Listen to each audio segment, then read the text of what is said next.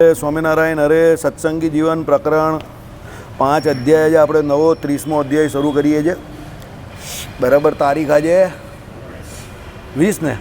હા, 19 તારીખ થઈ છે. 19 એપ્રિલ 2024. આજે કામદા એકાદશી છે.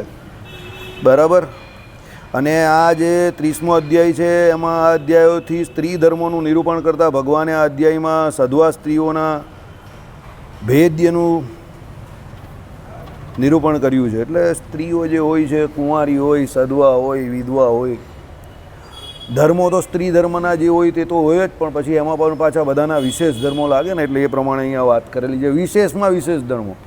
પહેલાં આપણા સામાન્ય ધર્મો જે શિક્ષાપત્રીમાં મહારાજે કયા એ, પછી બધા આશ્રમ પ્રમાણે, વર્ણ પ્રમાણે બધાના અલગ અલગ ધર્મો કયા એ પ્રમાણે સત્સંગી જીવનમાં આમાં વિસ્તૃત રીતે પાછું કહે છે. શિક્ષાપત્રી કરતાં વિસ્તૃત રીતે આમાં લખેલું છે. અને અર્થ દીપિકા તમે વાંચો તો તમને બધા ધર્મોનો પૂરેપૂરો ખ્યાલ આવી જાય. બરાબર. ચાલો. શ્રી નારાયણ મુનિ કહે છે, હે દ્વિજ, હવે સદ્વા તથા વિધવા સ્ત્રીઓના ધર્મો જે આલોક પરલોકમાં તેણીઓને સુખ આપનારા છે તેનું નિરૂપણ કરું છું. એટલે એમને જે સુખ આપનારા છે એનું નિરૂપણ કરું છું. જો ભગવાને અહીંયા પહેલાં જ શ્લોકમાં ચોખવટ કરી નાખેલી છે કે આ ધર્મો જે કયા છે એ ધર્મોનું પાલન કરવાથી એમને સુખ મળશે. હવે કદાચિત કોઈ ધર્મ એવો હોય કે અત્યારના આ લોકમાં ઘણાને એવું લાગે કે યાર હવે આ લોકમાં અત્યારે 21મી સેન્ચુરીમાં આવા ધર્મની વાત કરે છે, આ કંઈ માન્ય નથી એમ, આ તો બહુ બેકવર્ડ છે, બહુ પછાત વર્ગનો ધર્મ લાગે છે, એવી વાત કરે કદાચ કોઈ. હવે એ અત્યારના હિસાબે એવી વાત કરે, સમજો, તો વાત કરવાવાળાને વાત કરવા દેવાની. પણ ભગવાને જે ધર્મ કયા હોય એ ધર્મ બરાબર જ કયા હોય.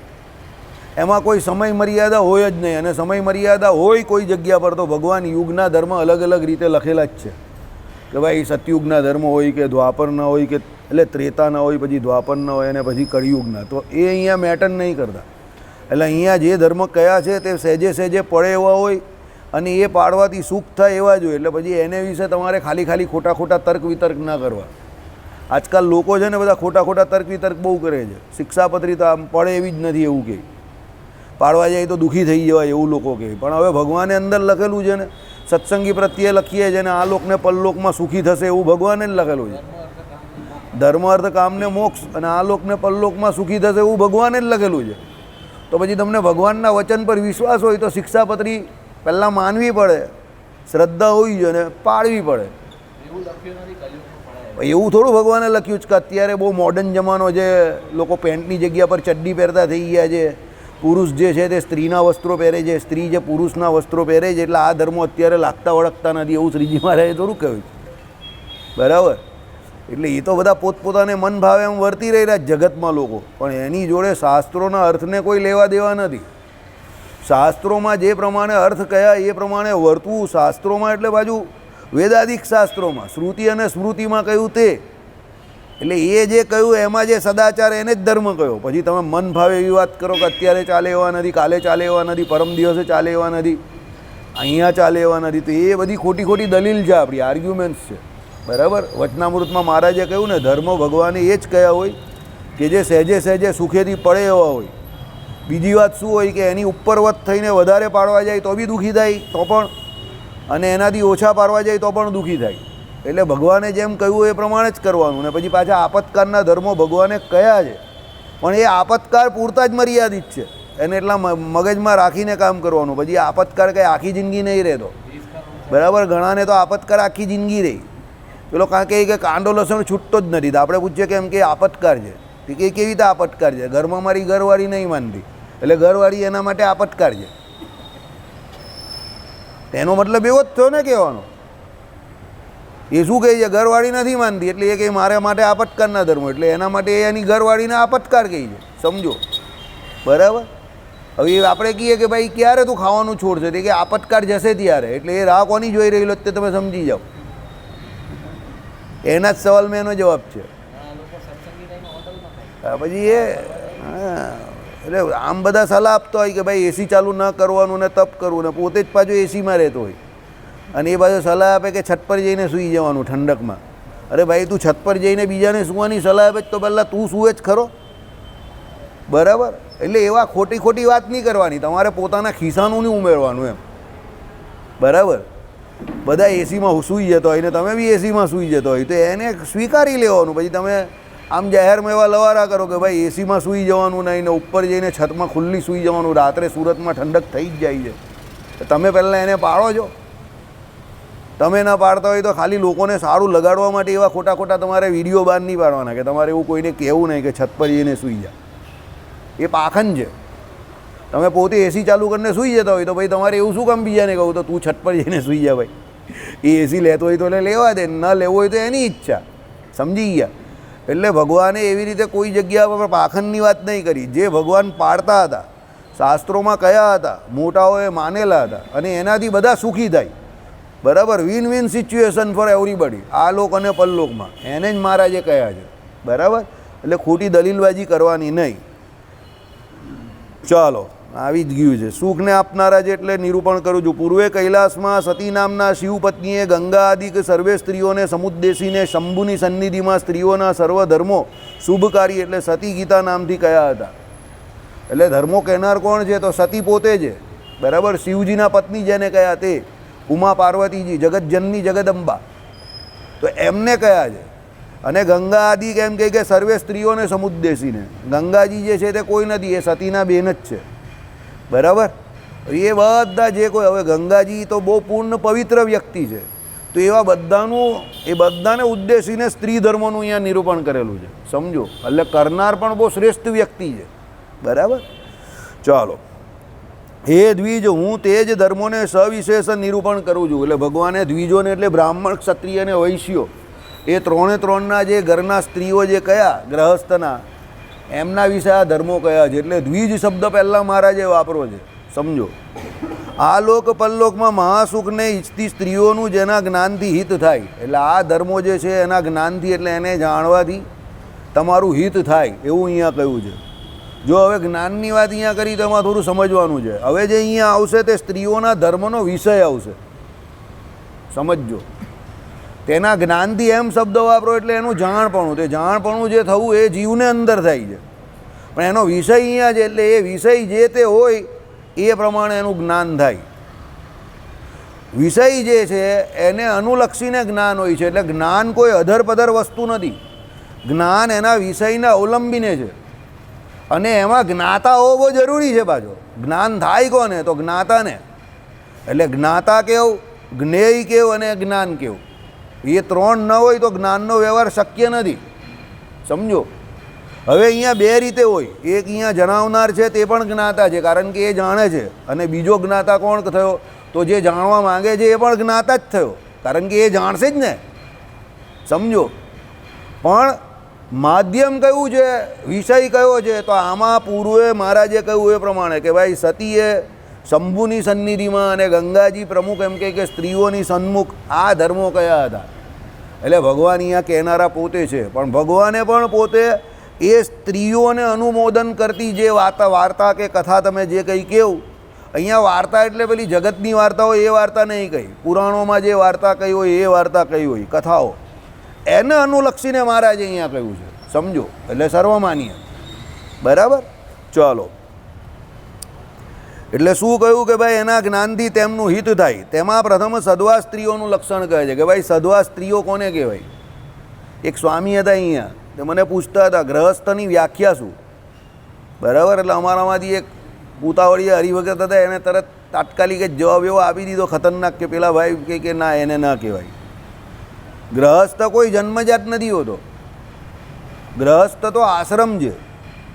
અને ગ્રહસ્થ આશ્રમમાં કોણ જાય તો એને વિશે જે 4 આશ્રમો આપણે ત્યાં પહેલાં બ્રહ્મચર્ય આશ્રમથી શરૂઆત કરી, પછી ગ્રહસ્થ આશ્રમમાં કોણ જાય તો ગુરુની આજ્ઞા લઈને પેલો જે એમ કહે કે પોતે એમ કહે કે પોતાની જાતિની એટલે વર્ણની જે કોઈ માતા પિતાની ઈચ્છાથી, એટલે માતા પિતા જેનું સિલેક્શન કરે એવી સ્ત્રીને વરે, એ પછી ગ્રહસ્થ આશ્રમમાં ગયો છે. સમજો, એ ગ્રહસ્થ છે. એ પહેલાં એના માતા પિતા ગ્રહસ્થ છે, એ ગ્રહસ્થ નહીં થયો. એ તો થશે હજુ, એટલે લગ્ન કરે પછી એ ગ્રહસ્થ થશે. વ્યાખ્યા સમજજો. એ એના માતા પિતાના ગ્રહસ્થાશ્રમમાં એક સભ્ય તરીકે છે, પોતે ગ્રહસ્થ નહીં થયો હજુ. સમજજો. હવે અમારા ઘરની વાત કરીએ તો મારા ભાઈ નિલેશભાઈ અને મારા બાપુજી એ ગ્રહસ્થ કહેવાય, પણ અમે બંને ગ્રહસ્થ ના કહેવાઈએ, સમજો. અમે બંને અલગ વ્યક્તિ છે. એ લોકોના ગ્રહસ્થાશ્રમના સભ્ય છે ખરા અમે, પણ અમે બંને પોતે ગ્રહસ્થ નથી. એટલે આ વસ્તુ સમજવાની છે. ઘણાને આની ખબર નહીં પડતી. એટલે અમારામાંથી પેલા ભાઈએ 20-22 વર્ષ કે એનાથી પણ આગળ આ જ લોચો કરેલો. પછી પેલા સ્વામીએ એને ખંખેરી નાખ્યો. આવું તમને કોણે જ્ઞાન આપ્યું એમ કે. પછી એને સમજાવવું પડ્યું કે ભાઈ એ તો લગ્ન કરે પછી થાય કે હા એ બરાબર છે, તો એ ગ્રહસ્થાશ્રમી કહેવાય, બરાબર. એટલે કહેવાનું તાત્પર્ય અહીંયા શું કહ્યું છે કે ભાઈ સધવા સ્ત્રીઓનું લક્ષણ કહે છે. તો હવે સધવા કોણ કહેવાય? સ્ત્રી. સ્ત્રી કોમન નામ છે, બરાબર, જેન્ડર છે. જેમ આપણે ત્યાં 2 પ્રકારના લિંગ જે કહે ને, પુલ્લિંગ અને સ્ત્રીલિંગ, તો એ પ્રમાણે અહીંયા સ્ત્રીલિંગની વાત કરેલી છે. પણ સ્ત્રીલિંગમાં પાછું સવિશેષ સધવા સ્ત્રીઓના ધર્મની વાત કરેલી છે, સમજો. કારણ કે સ્ત્રી જે છે તે તો કન્યા જે છે તે તો એના જન્મથી જ કન્યા તરીકે, એટલે લિંગ ભેદ જે કયો પુરુષ અને સ્ત્રી તે તો જન્મથી જ નક્કી થઈ જાય છે, સમજજો, બરાબર. પણ એ પછી એના વિશેષ ધર્મો જે છે તે જેમ જેમ મોટા થાય એ પ્રમાણે એના લક્ષણો જોઈને અને એના જે કંઈ વાતાવરણ પ્રમાણે એ જે ધર્મોને અંગીકાર કરે તે પ્રમાણે વિશેષપણે આગળ જાય છે, બરાબર. પુરુષમાં પણ એવું છે, બંનેમાં એવું છે. ચાલો. જેણીનો ધવ એટલે ધણી, સ્વામી જીવતો હોય તે સદવા સમજવી. જો અહીંયા આવી ગયું ધવ, બરાબર, જીવતો હોય તે એ સદવા સમજવી. ભગવાનનું એક નામ છે માધવ, બરાબર. માધવ. માધવ એટલે મા એટલે કોણ? તો લક્ષ્મીજી. એના ધવ એટલે એના ધણી, એના સ્વામી, તો એ કોણ? તો ભગવાન નારાયણ. એમ એટલે માધવ નામ છે, બરાબર. એટલે એ પ્રમાણે જેનો ધણી છે તે સ્ત્રી જે કંઈ અહીંયા એ સદવા છે, બીજી કોઈ નહીં. સ્ત્રી પુરુષ તો છે અને એ બાજુ હયાત છે તો એ સદવા છે, બરાબર. એટલે એટલું સમજવાનું છે. ધવ કયા? હવે એ ધવની વ્યાત કરે છે. તો જે કુળ રૂપ ગુણોએ કરીને અનુરૂપ વરોને વિચારીને કન્યાઓ પિતા પ્રમુખ અભિજને યથાવિધિ આપવામાં આવી હોય તેઓ તેણીઓના ધવો જાણવા. એટલે અહીંયા બહુવચનમાં લખેલું છે કે ભાઈ આખી સ્ત્રી જાત જે છે એના ધવો કયા, એટલે એના પતિ કેવી રીતે, કોણ કેવી રીતે બની શકે. તો આ પ્રમાણે એનું આખું લક્ષણ બતાવ્યું, સમજો. શું કહ્યું? કુળ રૂપ ગુણોએ કરીને અનુરૂપ વરોને વિચારીને. પહેલાં તો એનું કુળ બરાબર હોવું જોઈએ, રૂપ પણ બરાબર હોવું જોઈએ, બરાબર. ગમે તેવું એટલે નહીં, ઉઢંગ દેખાય એવો વ્યક્તિ નહીં. આ પછી એ લોકો બંને એવા દિવ્યાંગ હોય ને એ પ્રમાણે કરતા હોય એ અલગ મેટર છે, બરાબર. પણ અહીંયા કોઈ એક્સેપ્શનલ કેસની વાત નહીં ચાલતી. અહીંયા આખી મૂળ જે વાત છે એ મૂળ વાતથી ડેવિએટ નહીં થવાનું. નહીં તો પછી લોકો શું બધી ખોટી ખોટી દલીલ બહુ કરે કે આને અધિકાર નથી, પેલાને અધિકાર નથી. અધિકાર બધાને છે, બરાબર. હમણાં જ એક છોકરાનું અમારે જોવું હતું, એ બિચારો થોડોક હેન્ડીકેપ છે, તો એના માટે એવી છોકરી જ પસંદ કરાય ને એવી છોકરી જ તૈયાર પણ થાય ને, સમજો. એટલે એના બાપુજી અમને કહેતા હતા કે બિચારા છોકરાને એવી તકલીફ છે એમ કહી, તો એના માટે એવી છોકરી એક મળેલી આગળ, પણ પછી એ વધારે પડતી એ હતી એટલે પછી થયું નહીં એનું, બરાબર. એટલે હવે એ એના પ્રમાણે એને મળે. પણ અહીંયા જે વાત કરેલી છે તે કોની વાત કરેલી છે? કે જે બધી રીતે બરાબર છે એની વાત કરેલી છે. એટલે કુળ એટલે સારા કુળમાં હોય તે. પછી એના પછી કહ્યું રૂપ. રૂપનો અર્થ અહીંયા એવો લવો સર્વ અંગે સંપૂર્ણ. ભાઈ આંખની જ્યાં જેવી સાઇઝ છે, જે પ્રમાણે છે તે છે, નાક તે પ્રમાણે છે, કાન જે પ્રમાણે કયા એ પ્રમાણે છે, કપાળ જે પ્રમાણે કહ્યું એ, ગાળ જે પ્રમાણે કહ્યું તે, હાથ પગ બધું વ્યવસ્થિત છે. એટલે અહીંયા રૂપ શબ્દનો અર્થ એવો લેવો, બરાબર. ચાલો. ગુણો એ કરીને, ગુણ એનામાં વ્યવસ્થિત છે. શાસ્ત્રોએ કરેલા ધર્મો જે છે એ મુખ્યપણે જે માનતો હોય અને એનામાં પછી એને અનુરૂપ જે ગુણો હોય તે શાસ્ત્રોમાં કયા હોય તે ગુણોને માનતો હોય તે, કે ભાઈ સત્ય, સોચ, દયા આદિ જે કોઈ સાધુના ધર્મ કયા તે. પણ અહીંયા તો ઘરમાં રહેતો હોય તો ઘરમાં પણ એનામાં સામાન્ય મનુષ્યના જે ધર્મ આપણે કયા તે પ્રમાણે, કે ભાઈ અહિંસા આદિ સદાચારને પાળતો હોય, બરાબર. પછી એનામાં સહેજે સહેજે એમ કહે કે સરળતા પણ હોય, બરાબર. દંભી ના હોય, પાખંડી ના હોય, બરાબર. અને સામાન્ય રીતે જે મનુષ્ય ધર્મમાં મનુષ્ય કહેવાતો હોય, મનુસ્મૃતિ આદિકમાં જે કયો હોય એવો ધર્મી હોય તે. પછી પેલા રાક્ષસોના ધર્મમાં ન રહેતો હોય, કે ભાઈ નિશાચર ન હોય, રાત્રિએ ન ફરતો હોય, રખડતો હોય. ઘણા એવા હોય ને, રાત્રે 2 વાગે રખડવા નીકળે, રાત્રે 2 વાગે નાસ્તો કરવા નીકળે સ્ટેશન પર, રાત્રે 2 વાગે ચા પીવા નીકળે. આ કંઈ માણસ છે? બરાબર. એ બ્રહ્મ મુહૂર્તમાં લોકો ઉઠવાની વાત કરે તો એ ચા પીવાની વાત કરે ઉઠ્યા પહેલાં જ, કે અભી અમારી તો અભી રાત બી નહીં હુઈ હે, બરાબર. એટલે એ બધા નિશાચરો કહેવાય. એટલે એવા નહીં. બરાબર. બીજા ઘણા બધા ગુણો આપણે શાસ્ત્રોમાં કયા જ છે, એટલે વિનમ્રતા આદિ બીજા ઘણા બધા ગુણો કયા છે. તમારે સરળતા તમે કેવું કે ભાઈ દયા આદિ કેવું કે સત્ય તમે કેવું, તે શાસ્ત્રોના ધર્મને વિશે આસ્તિકતા જે છે તે સૌથી મોટો ધર્મ છે. સમજજો કે શાસ્ત્રોમાં જે કોઈ ધર્મો કયા, સદાચાર કયા, એને પાળવામાં આસ્તિકતા હોવી બહુ જરૂરી છે. શ્રદ્ધા, શાસ્ત્રોના શબ્દોમાં વિશ્વાસ, તો એવા વ્યક્તિ જે હોય તે એમ કહે કે યથાયોગ્ય કહેવાય. એટલે ગુણો એ કરીને અનુરૂપ મળતા હોવા જોઈએ કે ભાઈ કન્યા અને એના બંનેના. આપણે ત્યાં ઘણા લોકો અહીંયા સત્સંગી કહે છે ને કે ભાઈ દીકરા દીકરીનું એમ કહે કે જે કંઈ એમ કહે કે સંબંધ કરવામાં બહુ તકલીફ પડે છે, કારણ કે એમ કહે કે ઘણા બધા લોકો અત્યારે નોન વેજીટેરિયન થઈ ગયા, કાંદો લસણ ન ખાતા હોય તો બહુ તકલીફ પડે છે. બરાબર. પછી આપણે કહેવું પડે થોડી ધીરજ રાખો, ભગવાનમાં ભરોસો રાખો, થઈ જશે, થઈ જશે, અને થઈ પણ જાય છે. જો જે ધીરજ રાખે એને એના જેવું મળી પણ જાય છે. બરાબર. પછી તમે ઉતાવળ કરો અને પછી તમે પોતે જ કોમ્પ્રોમાઇઝ કરવા તૈયાર હો. જો સમજજો, સમાધાનની શરૂઆત હંમેશા તમારાથી જ થાય. સમજજો, તમે સમાધાન કરવા માંગો તો જ સમાધાન થાય. બાકી સમાધાન એવી કોઈ સમસ્યા નથી કે જે તમારી પર થોપી દેવામાં આવેલું હોય. પણ તમે એવું માનો કે ના મારે સમાધાન જ કરવું છે, મને તો બધું જ ચાલે, તો એને બધું જ ચાલશે. પછી યાદ રાખજો,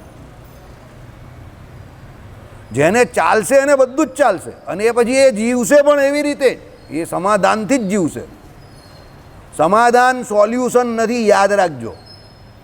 સમાધાન તમે કરેલું સમાધાન છે. કોની જોડે? સમય જોડે, વ્યક્તિઓ જોડે, અને સૌથી મોટું તમે માનેલા ધર્મો જોડે તમે સમાધાન કરી રહેલા છો. સમજો, શાસ્ત્રોમાં કહેલા ધર્મો જોડે તમે સમાધાન કરો છો તો કાલે ધર્મ તમારી જોડે સમાધાન કરશે. એટલે ધર્મો જે કહ્યું છે રક્ષિતે રક્ષતી રક્ષતી, એ પ્રમાણે ધર્મ તમે પાળશો તો ધર્મ તમારું પાલન કરશે, કે ધર્મ તમારું રક્ષણ કરશે. જો પહેલાં તમે ધર્મનું કરશો તો તમે એ લાઇનમાંથી બહાર ચાલ્યા જશો. એટલે પહેલાં તમને શાસ્ત્રોના ધર્મો પ્રત્યે વિશ્વાસ નથી એટલે તમે સમાધાન કરો છો. સમજો, મને ઘણા લોકો કે દીકરા દીકરીના વિચારમાં લોકો જો કુદરતી રીતે કોઈ છોકરા ન માનતા હોય અને પછી એવું કરે એ તો ખોટી વાત છે જ. સમજો, પણ હવે તમારું કંઈ ચાલતું જ નહીં હોય તો તમે શું કરવાના? બધાના ઘરમાં અલગ અલગ વાતાવરણ હોય. સમજો, બરાબર. એટલે હવે તમારા ઘરમાં તમારું એ પ્રમાણે ચાલતું નહીં હોય ને તમે જન્મજાત જ એ લોકોને એવી આઝાદી આપી દીધેલી હોય તો એ તમારો પોતાનો પ્રોબ્લેમ છે. બરાબર. પણ પછી તમે એવું ઘરમાં જ એવું કહી દો કે ના ભાઈ તમને કંઈ પણ ચાલશે, તો પછી એ તમારો વાંક છે. તમે સમાધાન એને તમે તમારા છોકરાઓને કે દીકરા દીકરી બેને સોલ્યુશન નથી આપ્યું, તમે સમાધાન આપ્યું.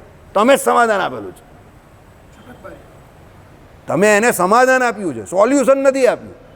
સોલ્યુશન કોણ આપે? શાસ્ત્ર આપે. પણ તમે શાસ્ત્રથી ઉપર જ જઈને એને સમાધાન આપી દીધું કે ના તું આમ કરની, તને છૂટ છે. તો પછી તો પેલો ખુલ્લે પાટ એને જે કરવાનું એ જ કરશે. એની ઉંમરમાં એ જે ઉંમર છે એમાં તો એને શાસ્ત્રોના શબ્દ નથી ગમવાના, એ વાત સાચી જ છે. સમજો, એટલે તમારું સમાધાન એના માટે અધર્મ કરવાનું લાયસન્સ કે સર્ટિફિકેટ થઈ ગયું. બરાબર. પછી તમે એવી આશા રાખો કે મારો છોકરો સત્સંગી નહીં રહ્યો, કે મારો છોકરો અગિયારસ નહીં કરતો, કે મારા ઘરમાં સંસ્કાર નથી પડાતા, તો એમાં તમે જવાબદાર છો. You are responsible. બીજો કોઈ જવાબદાર નથી. તમારે તમારા ગ્રહસ્થએ જે પોષક છે એના ઘરમાં ધર્મનું પાલન કરાવવું એની પોતાની જવાબદારી છે. અને તમે કદાચ એવું પણ જરૂરી નથી કે તમે ધર્મને પાલન કરતા હોવ ને તમે બધી રીતે બરાબર હોય તો તમારા પછીના બરાબર જ હોય. હું એવું પણ નહીં કહેતો. સમજો, તો પણ એવી શક્યતા છે કે તમારા ઘરના માણસો તમારું કહેલું ન માને. છે શક્યતા, હું એમાં ના નહીં પાડતો, પણ એ શક્યતા અલગ વાત છે. પણ તમે પોતે જ સમાધાન આપો એ બંને અલગ વાત છે. હું તમને કહ્યું બંને વાત જુદી જુદી છે. તમે કદાચ તમારા ઘરમાં પોતે ધર્મનું પાલન કરતા હો અને કરાવતા હો તો પણ ઘણી વખત સામેવાળા વ્યક્તિઓ તમને મનથી ન માનતા હોય તો એ તમારા માનેલા ધર્મોને કદાચ ન માને, કે તમે શાસ્ત્રો પ્રમાણે વર્તો અને ન માને, અને એ કોઈ શાસ્ત્રબાનનું ચરિત્ર કરી આવે. સમજો, પણ એમાં તમે દોષી નથી, કારણ કે એ એણે કરેલું છે વ્યક્તિગત રીતે. તમે સમાધાન નથી આપ્યું એને. સમજો, પણ તમે જાતે જ સમાધાન આપો કે ના તારે જા કરવું હોય ત્યાં કર, કોઈ પણ જાતનું કોઈ પણ સમાજનું ચાલશે, તો પછી એમાં તમે ડિફોલ્ટર છો. તમે ડિફોલ્ટર ફોલ્ટર જે કંઈ કેવું તે છો, એ તમારો ડિફોલ્ટ છે. બરાબર. એટલે એ સમજીને ચાલજો. પછી તમે કહો ના એ તો જમાનાને અનુરૂપ રહેવું જ પડશે, તો પછી જમાનાને અનુરૂપ રહેવું, પછી જમાનો તમને રંગ બતાવશે. બરાબર? હા, કારણ કે અમે જ જોયું છે આમ બધા બહુ ડાયા થાય, પછી સત્સંગી છોકરા હોય ને હોટલનું ન ખાતા હોય તો એ પાછા સત્સંગીને જ નહીં ગમતા, અને છોકરી પણ નહીં ગમતી એવી, એટલે પાછા ફેન્સી પણ જોઈએ છે ને એવા પણ જોઈએ છે, તો પછી એ તમારો વાંક છે. પછી તમે સત્સંગી કેવું છો ને એને બહારનું નહીં ખાતા પીતા કે કાંદો લસણ નહીં ખાતા એ પણ તમને નહીં ગમતું, તો પછી તમે સત્સંગી જ નથી. એટલે તમે ખાલી સત્સંગીનું લેબલ લઈને ફરી રહેલા જ, ખાલી પાખંડ કરો છો. સમજો, એ તમારી પોલ ખુલી ગઈ કે તમે સત્સંગી તરીકે ખાલી વર્તવાની વાત કરો છો બતાવવા માટે, તમારે વર્તવું નથી. એટલે તમે પાછા એમ ફેન્સી બનો જ પાછા કે ના એ તો ચાલશે એમ કરીને, એટલે એ ખોટી વાત છે પાછી. એટલે શાસ્ત્રોમાં આ બધા ધર્મો કયા છે. બરાબર? એટલે શાસ્ત્રો કેવા છે કે આપણે જેવા છે તેવા આપણી પોલ ખોલ છે બધું. સમજો? બરાબર?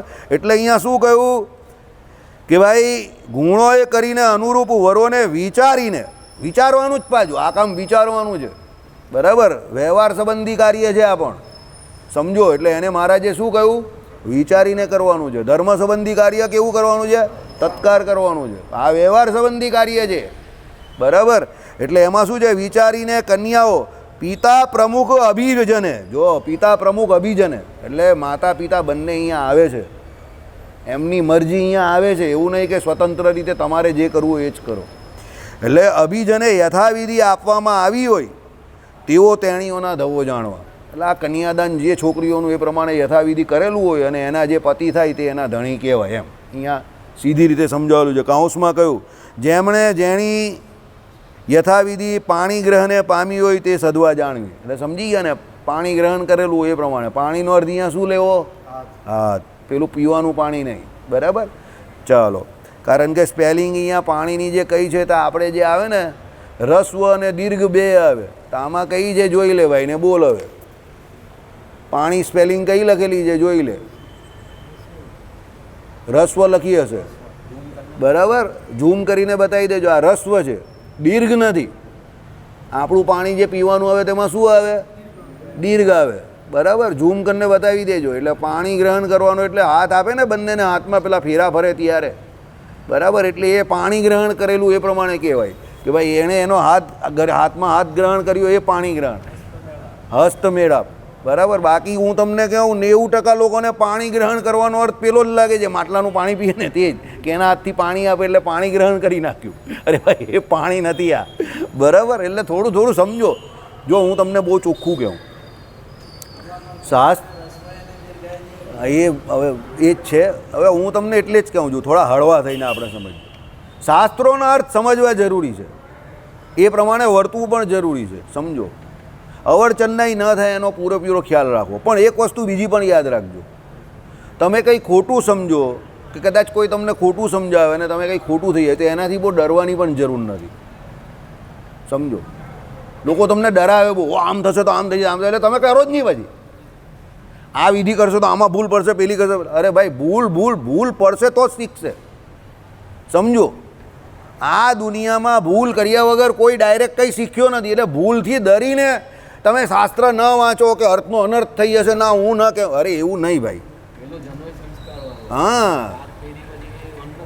હા, એટલે પછી એટલે શાસ્ત્રોના ધર્મ જે કયા કે ભાઈ હવે જે કરવાનું છે તે કરવાનું શાંતિથી. બે વાર ભૂલ થશે તો ભૂલ થશે, આમાં શું થવાનું છે?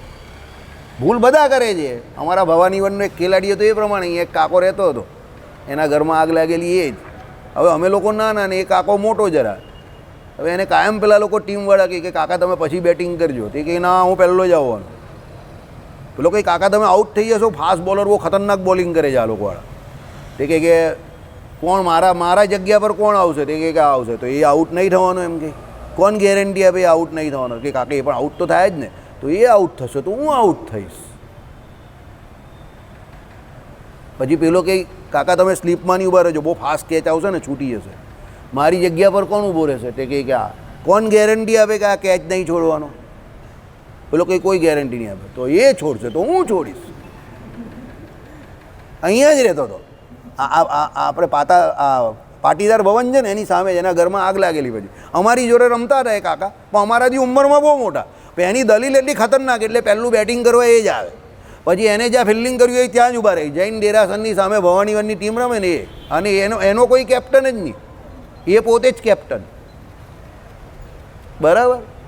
હવે આવી દલીલ કરવાવાળા વ્યક્તિ જોડે અઘરું પડી જાય પછી કે બધા કેચ છોડશે તો હું છોડીશ, બધા આઉટ થશે તો હું થઈશ. એટલે એવી દલીલ કરે તો પછી કંઈ ન થાય, સમજો. એટલે શાસ્ત્રોના અર્થ એવા છે કે ભાઈ તમારે પાળવાના, તમારે સમજવાના, અને કદાચ કઈ જગ્યા પર ભૂલ થાય તો સુધરે પણ ખરી, એવું નથી કે ના સુધરે. ભૂલ થશે તો જ સુધરશે. બરાબર.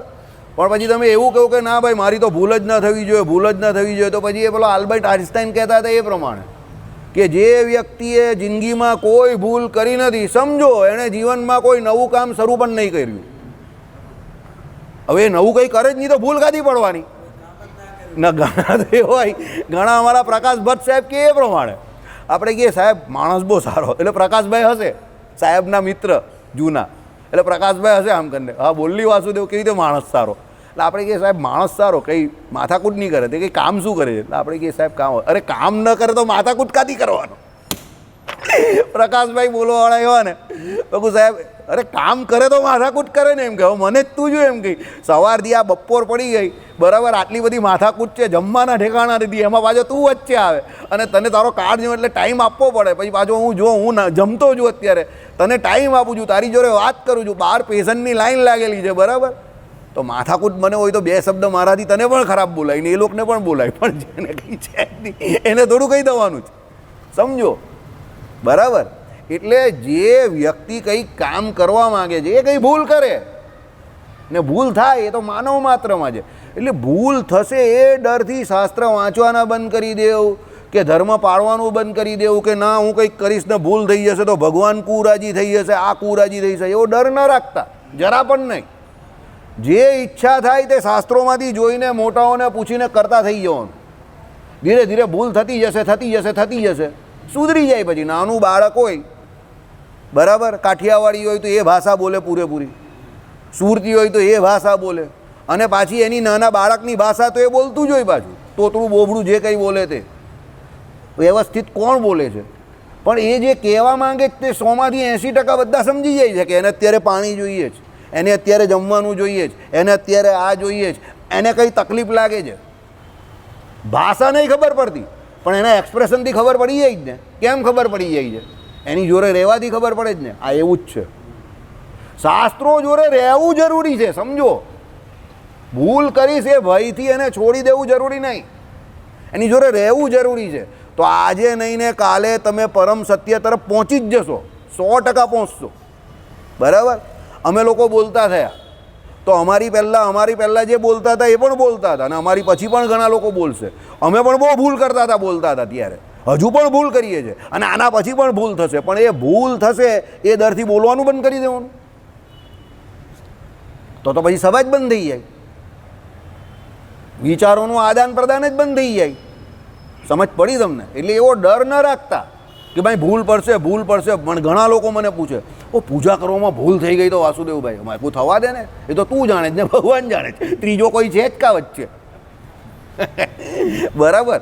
અને એને કહેવાનું જિંદગીમાં તે બીજી કોઈ ભૂલ નહીં કરી એમ કરીને એની આજુબાજુ જોવાનું, તો 2-4 ભૂલ તો એની આજુબાજુ જ દેખાઈ જાય. બરાબર. એટલે હું એને પૂછું જિંદગીમાં કોઈ બીજી તે કોઈ ભૂલ નહીં કરી, આમ જોઉં ને આમ 2-3 વખત કે તમે આમ આજુબાજુ કેમ જોઉં છો? એવું કંઈ નહીં, તું સમજદાર હશે તો સમજી ગયો હશે. એટલે એની આજુબાજુ 2-4 ભૂલ હોય જ એની, તમે સમજી ગયા ને. બરાબર. એટલે એ કહે કે હા એ તો છે જ, પણ એવું બોલાય નહીં ને. મેં કહું તો આમાં પણ બોલાય નહીં. તમને નહીં સમજ પડી કે પડી સમજ? હા ચાલો. એટલે આ પ્રમાણે છે. આથી જે કોઈ પુરુષના યોગ માત્રથી સદવા હોઈ શકે નહીં એટલું તાત્પર્ય કહ્યું. લિવ ઇન રિલેશનશીપ સદવા સ્ત્રીની નિશાની નથી. શાસ્ત્રો એની છૂટ આપતા નથી, કાયદો ભલે આપતું હોય. સમજો, ચોખ્ખું લખેલું છે. આથી જે કોઈ પુરુષના યોગ માત્રથી, ખાલી યોગ થયો એટલે એ સદવાનું સર્ટિફિકેટ નથી. એ હું નહીં કહેતો હે, પાછા તમે લોકો મારી વિરુદ્ધમાં કંઈ પાછો એ ના કરતા. આજકાલ સમય બહુ ખરાબ ચાલે છે. આમાં લખેલું છે શું કહ્યું? એની જોડે રહેવું એ તમને સદવાનું સર્ટિફિકેટ નથી આપતા. વ્યવસ્થિત પાણી ગ્રહણ કરવું પડે. એટલે પાણી ગ્રહણ કરવાનું એટલે વિધિ પ્રમાણે લગ્ન સંસ્કાર કરવા પડે એમ તો જ. એટલે શું કહ્યું અહીંયા? આથી પાછો એકવાર જોરમાં વાંચું છું, સાંભળો. જે કોઈ પુરુષના યોગ માત્રથી સદવા હોઈ શકે નહીં, એટલું તાત્પર્ય સમજવું. એટલે એ સદવા જ થઈ જાય એવું નથી ત્યારે, બરાબર? સર્ટિફિકેટ આવી રીતે મળે. પિતા આદિક પ્રમુખે વરેલો હોય, ગુણે કરીને, કુળે કરીને, આમાં જે પ્રમાણે કહ્યું રૂપે કરીને અનુરૂપ હોય ને એની જોડે એ લોકો તમને જે લગ્ન કરાવે અને પછી એનો જે ધણી થાય ધવ, બરાબર, ધરતા, તો એ પતિ કહેવાય. અને પેલી સ્ત્રી જે છે કે કન્યા જે છે તે સધવા કહેવાય. બાકી જાતે જાતે એકલા એકલા રહેવા માંડે અને લિવ ઇન રિલેશનશીપનું પેલું બનાવી દે ફરફરિયું કરાર, એટલે એ કંઈ સધવા કહેવાતી નથી કે પેલા બંને કંઈ પતિ પત્ની કહેવાતા નથી. શાસ્ત્રની ભાષામાં નથી કહેવાતા. બહાર કાયદો જે કહે તે કાયદાએ જોવાનું, આપણે જોવાનું નથી. કોર્ટ એ તમને રજિસ્ટ્રેશન આપે છે, સંસ્કાર તો કરવો જ પડે. કોર્ટ કાયદાની રીતે એનું કામ કરે છે, પણ તમારે એનો સંસ્કાર તો કરવો જ પડે. લગ્ન સંસ્કાર તો તમે ભલે મંદિરમાં કરો, પણ બ્રાહ્મણની હાજરીમાં લગ્ન સંસ્કાર જે છે તે તો કરવો જ પડે, શાસ્ત્રોમાં જે પ્રમાણે કહ્યો છે. પછી કાયદો જે પ્રમાણે કહે તમારે રજિસ્ટ્રેશન કરાવો એ અલગ વાત છે, પણ તમે એકલું રજિસ્ટ્રેશન કરાવી નાખો, એ ખાલી તમે રજિસ્ટ્રેશન કરાવેલું છે, લગ્ન સંસ્કાર નહીં થયો. એટલે કાયદાની રીતે તમે પરણિત છો, પણ શાસ્ત્રની રીતે પરણિત નથી. સમજો, બરાબર? સમજી ગયા કે નહીં સમજી ગયા? સમજી ગયા ને? હા, ચાલો. હવે વિધવાઓનું લક્ષણ કહે છે. હવે સધવા પછી વિધવા આવે, એનું લક્ષણ કહે છે તે સાંભળો. કાળ ગતિને લીધે જે નારીઓના ભર્તાઓ મરી ગયા હોય તે તો વિધવાઓ જાણવી. કાળ ગતિને હિસાબે સમયની ગતિ એવી છે કે ભાઈ કોનો પતિ રહે કોઈનો ન રહે. એટલે શું કહ્યું કે ભાઈ નારીઓના ભર્તાઓ એટલે એના સ્વામીઓ, એટલે એના જે પતિઓ કયા તે મરી ગયા હોય તે વિધવા કહેવાય, બરાબર?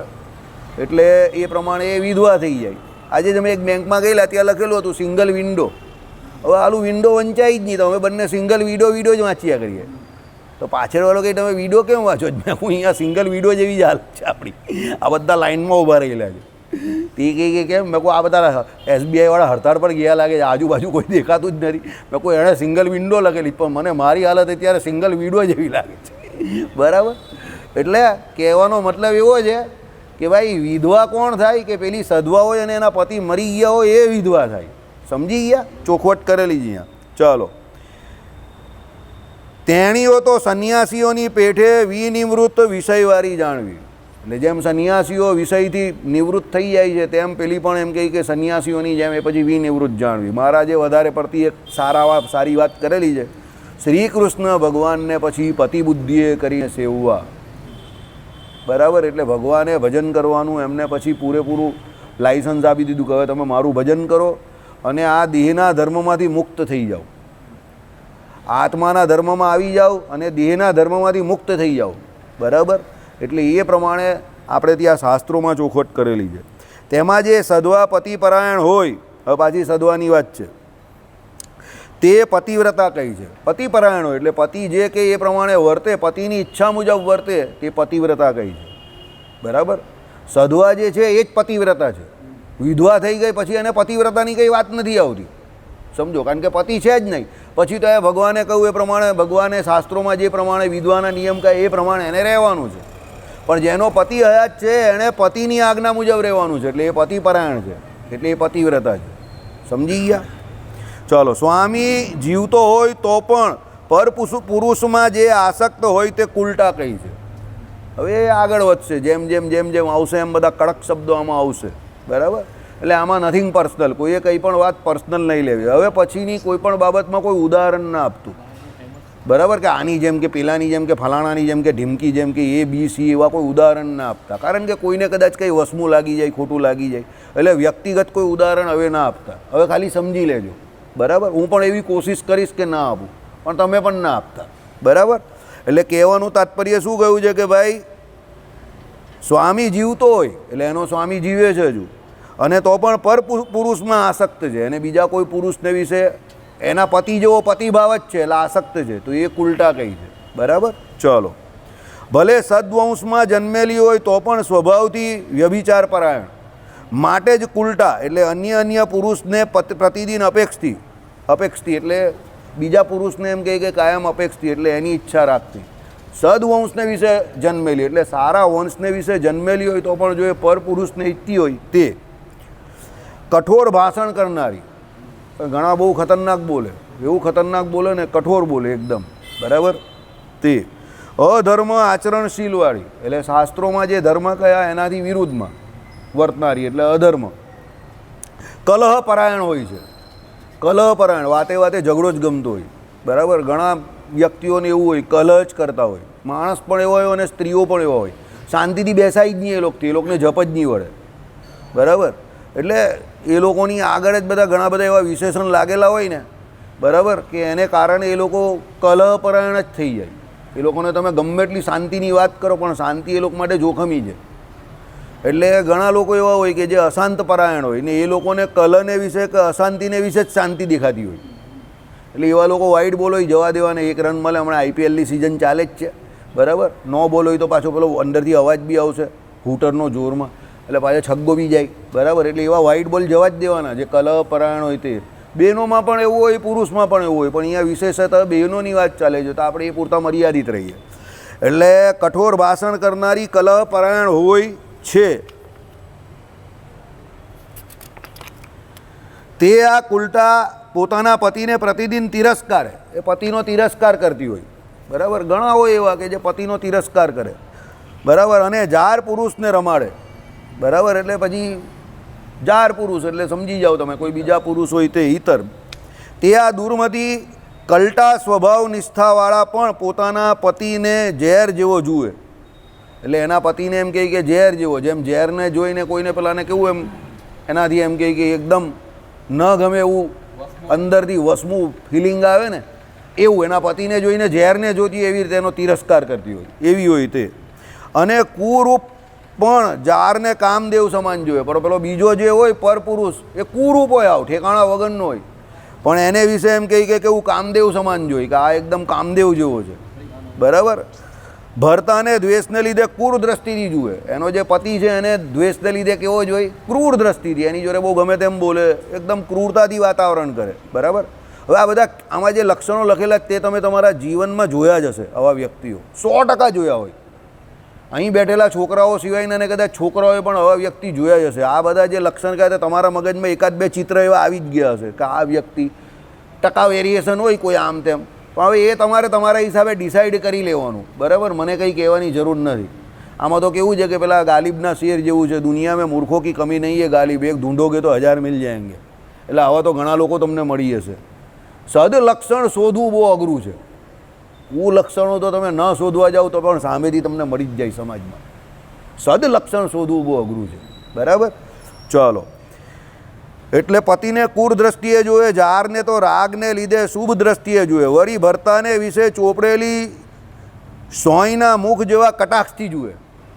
એટલે આમ એનો સ્વામી હોય ને એને આમ કાયમ કટાક્ષની નજરે જ જોતી હોય. પેલો કંઈ પણ કે એ વાતનો વિરોધ જ કરે, સમજો, કટાક્ષથી જુએ. હા, તમે રહેવા દો એમ કહી દે. એ પેલા બિચારાની કોઈ વેલ્યુ જ ન હોય, સમજો, એની હાલત બહુ ખરાબ હોય. હવે એવા વ્યક્તિ ઉપર આપણે દયા ખાઈ શકીએ, બીજું તો શું કરીએ, બરાબર. એટલે એવા જે કંઈ હોય એની ઉપર અમારી સહાનુભૂતિ છે, દયા છે, બીજું તમે કંઈ કરી નહીં શકતા, બરાબર. એટલે હવે એ બિચારો પતિ કરતાં ખરાબ, એના એ પતિ છે પણ એની હાલત વનસ્પતિ કરતાં બદતર છે ત્યારે, એના કરતાં વનસ્પતિ હારી, બરાબર. ચાલો, એટલે શું છે કે ભાઈ કટાક્ષથી જુએ અને જારને તો અમૃત ધારાથી સિંચેલા હોય ને શું એવા આનંદ પરિપૂર્ણ કટાક્ષથી જુએ. અને પેલો પરપુરુષ હોય જાર જે કયો એને તો પેલો એમ કહે કે શું કરેલું હોય, અમૃતથી સિંચેલો હોય એવી રીતે એમ બહુ પ્રેમથી જુએ, પ્રેમ ભરા કટાક્ષથી જુએ, બરાબર. હવે આ બધા એક્સપ્રેશન્સ હોય છે.